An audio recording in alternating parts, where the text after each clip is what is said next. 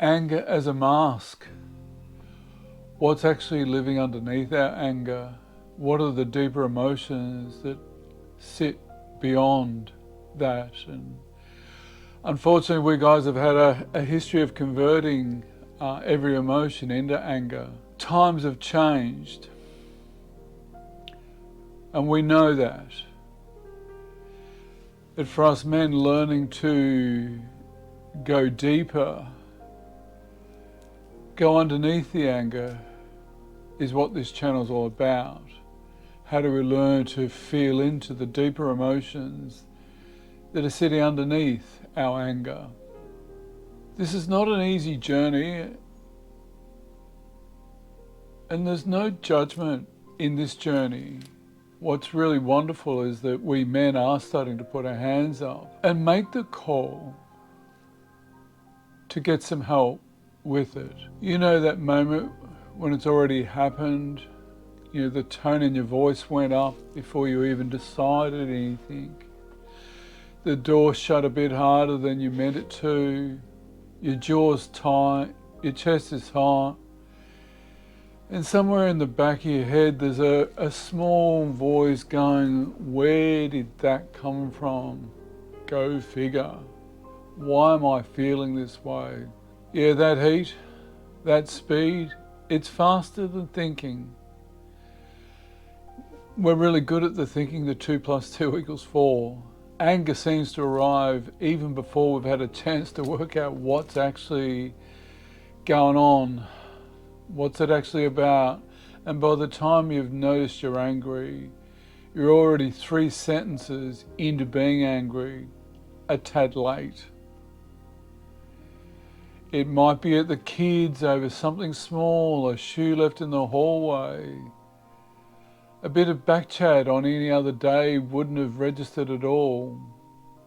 It might be a bloke who cut you off in traffic and all of a sudden you're white knuckling the wheel like he's personally assaulted your whole family. You know that drill. It might just be going cold and short with your partner over nothing much at all. And she's standing there thinking, where did this all come from? And half the time, mate, you don't know either. It's there. What the hell? And it's like, we can't even work it out. You know, I've been sitting with a lot of guys over a lot of years who do exactly this. It's not rage, it's not violence, most of the time, just quicker than we'd like. It's like we default to it, we just snap to it. And most of them, when I ask what they were actually feeling right before the anger showed up, they couldn't tell me because it doesn't feel like it's there beforehand. It just felt like anger straight out of nowhere. And guess what? We do it often. And I start to think that it's annoying ourselves that we're doing it. So that's what I want to get into today, is not how to manage anger, not some 3-step breathing technique, tick the box, calm down mate, in for 4, out for 4. I want to actually show you and invite you to look at what's underneath it, because once you can see that, once you can start connecting the dots to the deeper emotions, the anger itself starts to it makes a different sense. The light goes on. Sometimes with us blokes, lights on, no one home. I'm mucking around, but starting to recognize, what am I? Where does this come from? And the first step is learning to recognize it. In sessions I use what's called, it's a very simple model, it's called the iceberg model. And every man I see, I invariably give it out. And some of you may have heard me touch on it before in other videos. Right now I want to go right into it properly. No jargon, just setting jargon aside, because this is the actual value of this video. It's called the iceberg model of anger. Now I want you to picture an iceberg. Above the waterline, small, there's the anger that's just sitting above the waterline. That's the part of us that everyone can see. The part that gets you into trouble, the part that your partner points at, that part of you that ends up apologising for later with, head, tail between our legs, done it again. And it gives us the shits, and it's like, when am I going to learn? But underneath the water, as you're well aware, icebergs are massive. That's everything that our anger is covering. There's just a few experiences, there's a bucket load of stuff underneath. A couple of them, there's disappointment, there's helplessness, there's fear, there's sadness. We may not be coping. It's just got too much going on in our head, and we're just, one more beat, and we're just, we're maxed out. We might be feeling overwhelmed and got no idea why I'm feeling overwhelmed. I might just feel like shit, but I can't explain why. And stressed, shame sometimes if it's gone on for long enough. Who knows? The disappointment, the pain points. When somebody, those emotional pain points underneath, when there's an emotional pain, it's got some charge to it. And do we then convert that pain to anger? Anger is the mask. It's never the whole face. I want you to say that with me if you like. It doesn't matter, write it on your hand. Anger is a mask. It's not your whole face. Now in this video, I want to go into a little bit of the science behind our anger. And learning to recognize the neuroscience wiring. Now why does it work this way? This isn't just a metaphor I like the sound of. There's some actual biological wiring behind this all.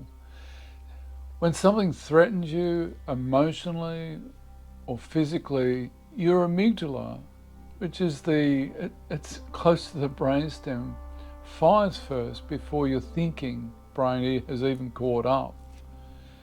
It's the smoke alarm part of our brain. It doesn't ask questions, it just goes, danger, danger, and it wants a response now, not in 5 minutes once you've thought about it through properly.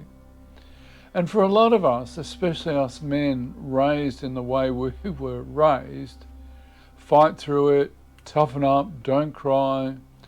Anger was one of the emotional responses that was ever allowed to fire without getting questioned. It was just the done thing back in those days.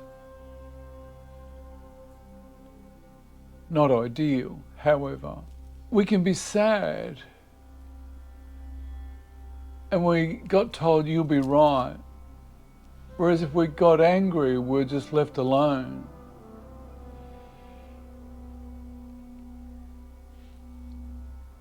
And it's like we could never be authentic or really honest with how we felt.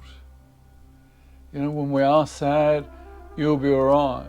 If you were scared, you got laughed at. Angry though, angry got left alone. So over the years or decades even, whatever's actually happening, the fear, the hurt, the disappointment, gets converted straight into anger because anger has been safe. Anger has been safe. Now go back to, when we're sad, what was the common message? You'll be right. We're never supported with that sort of stuff. So over the years and beyond, our amygdala, known as the fear receptor, learns a shortcut really. Instead of routing properly through the hippocampus, where the context and the memory and the actual story usually get involved, whatever's actually happening, the fear, the hurt, and the disappointment gets converted straight into anger. Because anger is safe, anger's familiar. Anger doesn't get you laughed at in the shed or at the pub. Now the amygdala and the hippocampus, they're pretty lined up quite close together in our reptilian brain, near the brainstem. Now for a bit more science, we have what's known as the polyvagal system in our body, which there's a nerve called the vagal nerve that runs from the brainstem all the way through the body. The polyvagal system, it's the 3 F's, well there's 5 really, but we'll just go with 3: fight, flight and freeze. This is doing something similar underneath all of that, by the way. This is going on underneath. We're not even cognizant of this sort of stuff. It's not really deciding to be angry, it's deciding you're not safe. And anger is one of the fastest ways that your nervous system knows how to get you back to feeling like you've got some control again. And we've also got what's called the default mode network, which keeps these habits looping around. Now, another bit of scientific information is that between our 2 hemispheres, there's a thing called the corpus callosum. That's the bit that lets the 2 sides of a brain actually talk to each other properly. And some research suggests that under threat, that communication gets thinner, faster, less nuanced. And now, another bit of science, unfortunately, our corpus callosum is thinner than our partners. Women have a wider and thicker corpus callosum between the 2 hemispheres, which gives them more room to think and feel at the same time. For us, there is less room for I feel sad about this, and more room I feel furious about this. It's not a character flaw. It's not you being a bad husband or a short-tempered father. It's wiring laid down long ago, doing exactly what it was trained to do. Fight, flight, or freeze. Again, anger is the mask. It's never the whole face. You are more than your anger. Now, how do we deepen this? I had a bloke in the chair, I won't say who, obviously came in, absolutely spun out about his teenage son. Wouldn't listen, door slamming, a whole box and dies. And he's ready to tell me the kid was just being disrespectful, plain and simple. And I asked him, before the anger, what did you actually feel when he walked out on you? And he went quiet for a while. And in that quietness, that long silence, the kind I don't rush, because I believe these silences are reflective silences. It's like we men drop within and begin to process. Things, even the facial expressions change in this silence. He began to process, and then he said, I felt like I'd lost him already. You know what? That's not anger, that comment. I felt like I'd lost him already. That's his grief. That's a father watching his son disappear a little bit at a time and not having anywhere to put that except into anger. because the anger, at least, felt like doing something. Felt like being a dad about it instead of just standing there helpless. And you're learning to feel helplessness ain't easy. The old ego does not like helplessness or powerlessness. But yeah, in those painful moments, losing his teenage son or fear he's losing, there is grief, and there's a powerlessness in that and a helplessness. And it also can be quite painful too. Yeah, not every version of some of the non-disclosing material that I share in these videos is going to be this heavy. And it's fascinating that, deep down, every person's story is unique, but deep down underneath the hood, there are so many familiarities that we all have as human beings.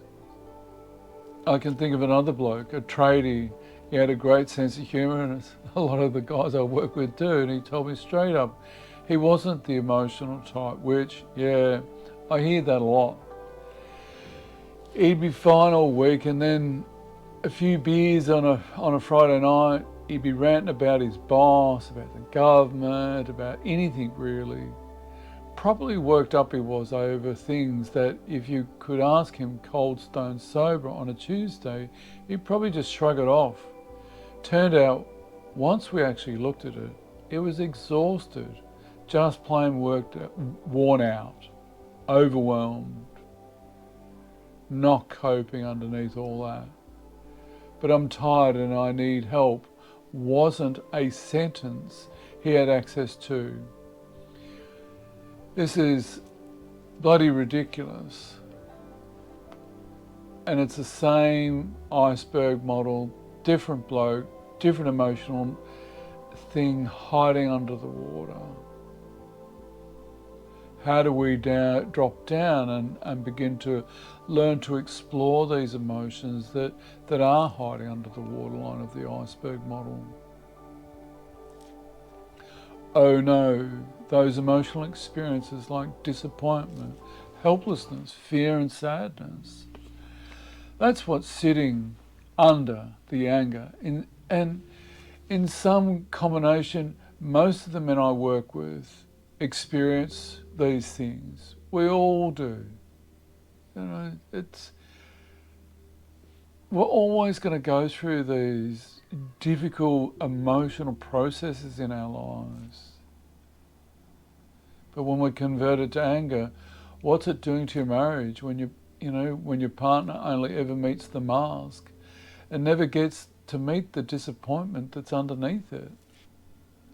What's it doing to your kids when they learn that dad goes from zero to loud and they never quite get to see what's actually going on for him underneath that? What's it doing to your mates, your workmates, when the short, sharp becomes just who you are to them rather than something you're carrying? And what's it doing to you physically, carrying the heat in your chest, the tightness in your jaw week after week, or the headaches year after year? All that tension, what's that like to carry it around? I know that some of you are thinking, so anger's bad then? Is that what you're telling me? No, I'm not telling you just that. No, anger's not the enemy here. And I'm not here to shame you for having it. Anger is a normal, healthy emotion. It's how do we learn to use it in a positive way when the anger's coming up? How can I then begin to look beyond it? Anger does its job.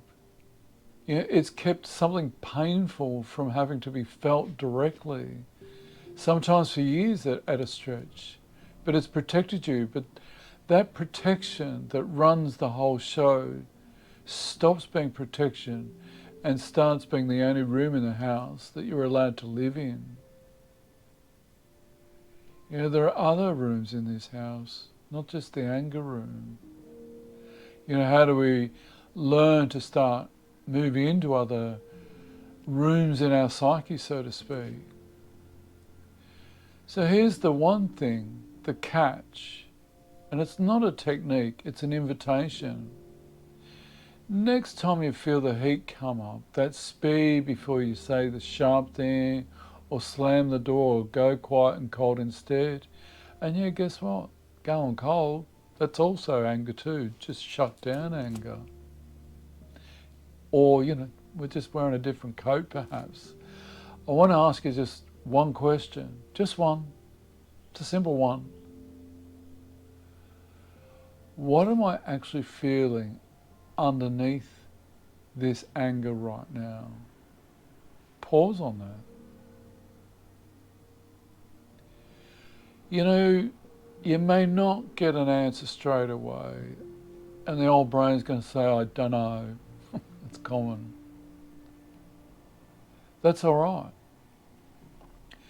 And most of us guys don't the first few times when we try this. Might just be total brain fog. Nothing. I don't know, mate. That's fine too. That's actually still progress because you've stopped for a fraction of a second sooner than you would have last time. How do we use the anger as a tool, as a signpost? Oh, it's coming up. Just beginning to notice that. It's like a sort of form of mindfulness. Noticing it. And then as we're noticing it, just asking the question starts to put a gap between the amygdala firing and you acting on it. And that gap, even half a second of it, is where the actual choice lives. The choice to react or the choice to respond. Not never getting angry again, that's bollocks. Anger is a normal, as I said before, it's a normal healthy emotion. It is going to come on. You know, how do we learn to notice it? But how do we learn to explore? How do we learn to be a little bit reflective, a bit more intuitive and go a bit deeper? You know, nobody's asking you to be the, you know, the saint. That's not what this is about. And honestly, I wouldn't trust a bloke who's claimed that he's managed his anger. That you know, sometimes driving into work, I can get frustrated. Oh, I get a red line. Oh, you know, that frustration is a form of anger.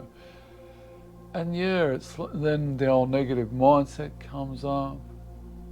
You know, it's about learning to rewire, and the more we get practice at noticing the frustration, I've defaulted back to the old pattern. Okay, beauty, got a red line. Okay, I can see it. Be calm and just quietly listen to the podcast. Again, I want you to remember, anger is the mask. It's never the whole face. And the men I've watched changed over the years of doing this work, they're not the ones who got rid of their anger. They're the ones who got curious about what it was covering. That's right. What's it recovering? The more we learn to open up to what this anger's covering, what a gift to give to yourself. That half a second. What a gift to finally meeting the thing that's actually underneath. It's not easy to meet those emotions at times, as they can really hurt big time. And they can have a major charge to them. Learning to experientially express them isn't easy for us men. As, you know, we need to learn to surrender to them and drop into the full body feeling. We may express them as tears eventually. And you know what? Funnily enough, That's the body's language for this deep emotional pain.